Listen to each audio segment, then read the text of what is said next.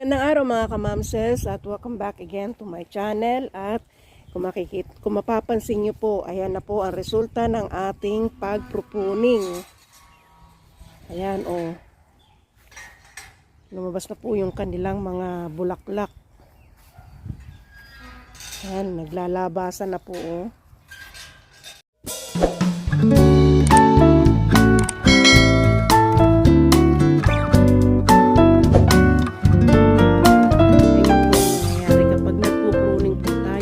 Naglalagay tayo ng fertilizer after ng ating pagpupruning. So yan na nga po, nagsisimula na silang mamulaklak ng marami. Ayan o, may mga usbong. Ang ganda po ng kanyang mga dahon.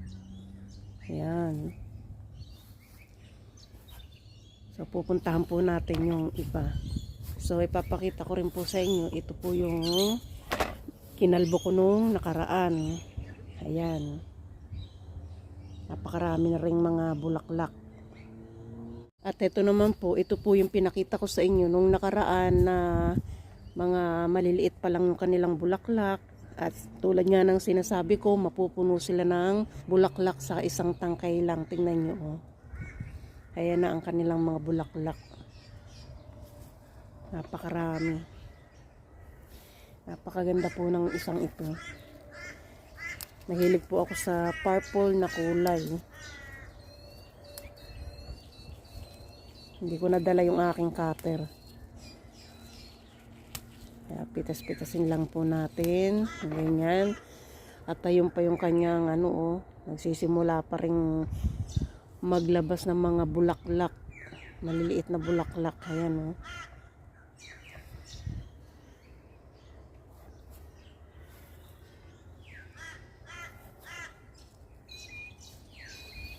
So, eto rin yung ating kinalbo. Ayan, nagsisimula na rin pong maglabas ng mga bulaklak. Ito po yung hinard pruning ko nung nakaraan. Ayan o. Yung pinutulan po natin, yung pinagtatanggalan po natin ng mga usbong.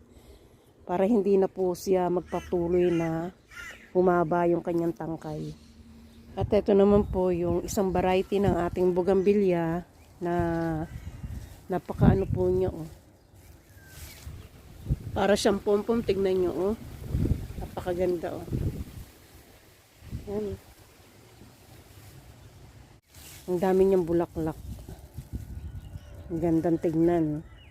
Pero yung bulaklak po niya ay hindi katulad po ng sa iba na hanggang dulo, hanggang itaas. Ayan. Ito po sa dulo lang ang kanyang bulaklak, pero napakaganda naman oh.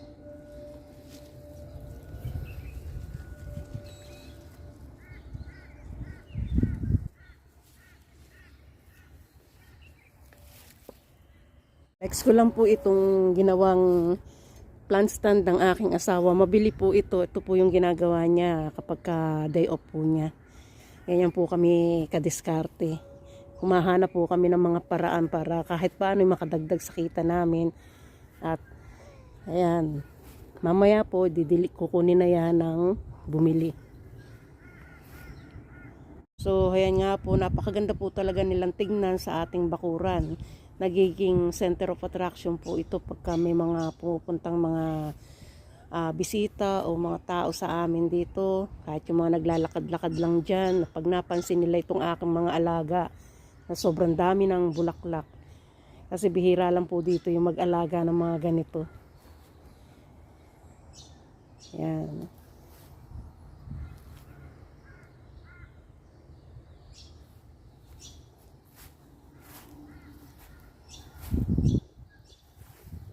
Ito naman po, kailangan ko na rin pabulaklakin. Ayan, matagal-tagal na rin po itong hindi namumulaklak. Kaya kailangan mapabulaklak natin sila. Maglalagay po ako mamaya sa kanila ng fertilizer. Ito oh. Ito nga po pala yung gamit kong potting mix para sa ating bougainvillea.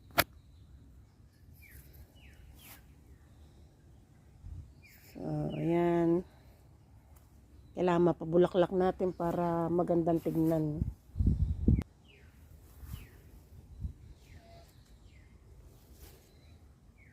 ito nag-uumpisa na silang mamulaklak.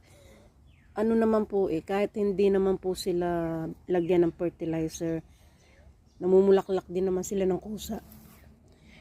Kaya lang, kung gusto nating mapabulaklak sila para sabay naman doon sa mga ibang nagbubulaklakan, lagyan na rin po natin ng fertilizer. Yan. Yan natin to, napakaganda rin ng bulaklak nito. Hindi po ito bugambilya. Ganda-ganda nilang tignan kapag mabulaklak. Ito po ay isa lang sa mga yellow ko na bugambilya na ayan, tinitira ko dito. Meron pa po doon, ilang piraso ba? 4. Pero yung iba po ay nabenta ko na. Kasi pagka may mga kasama na ko sa trabaho na pumupunta rito at nakikita nila yung aking mga bugambilya, talagang pinipilit akong gusto nilang mabili. Pinipilit nila ako ibenta sa kanila. So ayan, napagbibigyan po natin. Kaya ang ginagawa ko kapag ganyan na wala akong pasok, nagtatanim-tanim ulit tayo ng bago para meron tayong may matira sa atin. Ayan. Para meron po ulit tayong maging yellow na bugambilya. So eto naman po, itong nasa sulok na to, tingnan nyo, nasa sulok siya. Ito po yung naiano ko rin nakaraan. Ito po ay ilalagay ko dun sa sa hilera po ng aking bugambilya dun sa labas.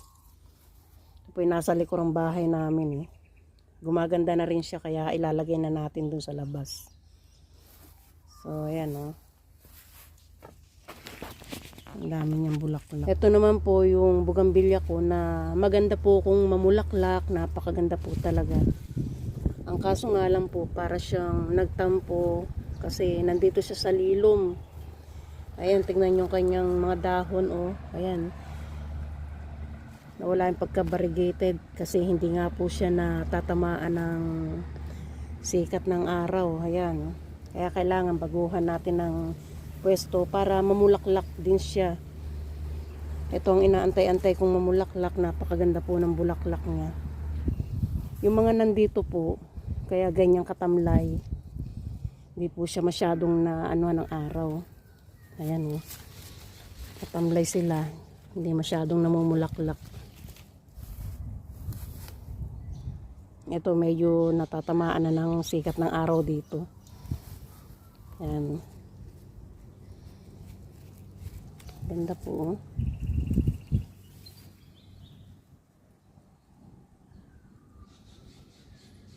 Tingnan nyo po. Tuyong-tuyo sila nasapat sila. Ayan Kailangan madiligan.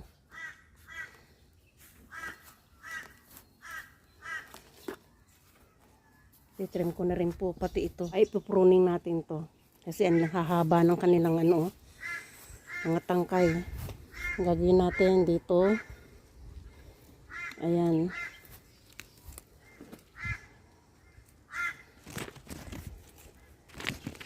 Hindi kaya. Maano na yung kanilang Hindi kaya ng cutter. Sandali lang po.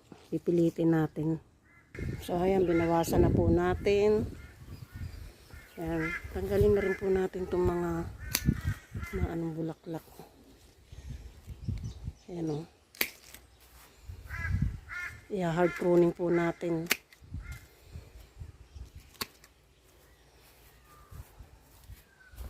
Kung lalagyan mamaya ng mga fertilizer. Yung mga sanga pong ito, kapag kayo nagpo-pruning po ng inyong bugambilya, wag nyo pong itatapon, pwede pong yan. Pwedeng itanim uli. Saka yung mga nandito po sa ilalim, tanggalin na rin po natin yan.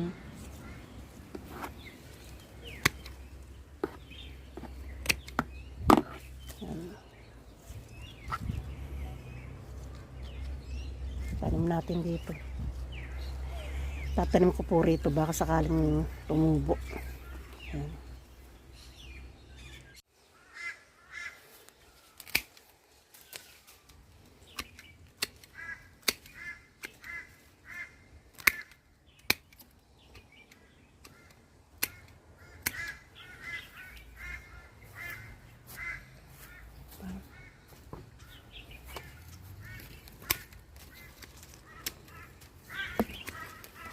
Kita nyo, oh, nalalantas siya. Didiligan natin.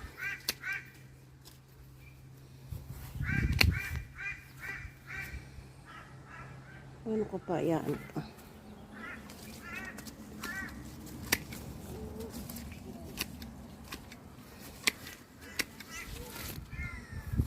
So, ayan.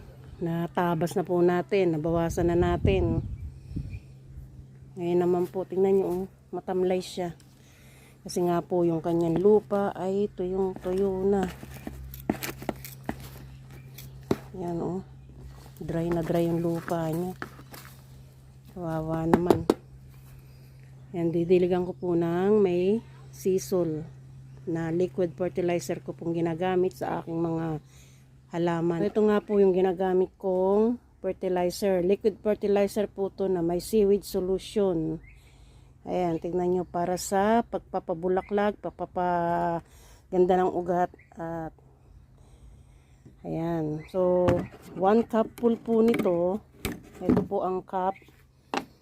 Ayan.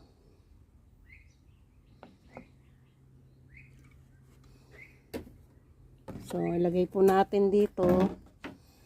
Ayan po yung ating 9 liters. Ayan, pasensya na kayo sa kuko ng gardener. Ayan. Tapos meron din po ako dito power feed na isinasama ko rin sa ating paglalagay ng 1 cup full na sisal. At ito 1 cup full po rin ito. Ayan. Paghaluin natin. Hindi ko po nasabi kanina may power feed din po akong nilalagay. So, ayan po, sa 9 liters, tig 1 cup full po ang aking inilalagay na power feed at saka sisal. Ngayon po, laano natin ng hanggang 9 liters yung ating tubig. So, tignan nyo po yung aming stock na tubig. Galing po sa ulan to. Ayan, dito po kami kumukuha ng aming pandilig-dilig sa mga halaman. Ayan. Konti pa.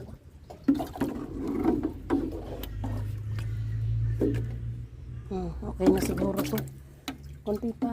Ayan. So, diligan na po natin yung aking mga bugambilya. So, ayan, diligan na po natin. Ayan.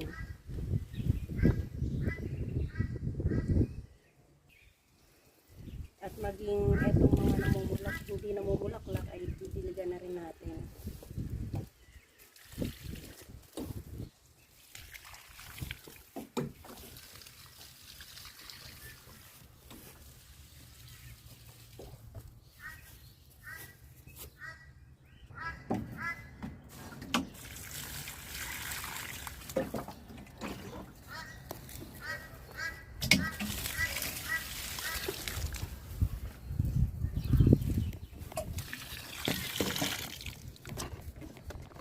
So, ito na nga po yung resulta ng ating pagpo-pruning. Hard pruning po. Hinalbo natin to eh.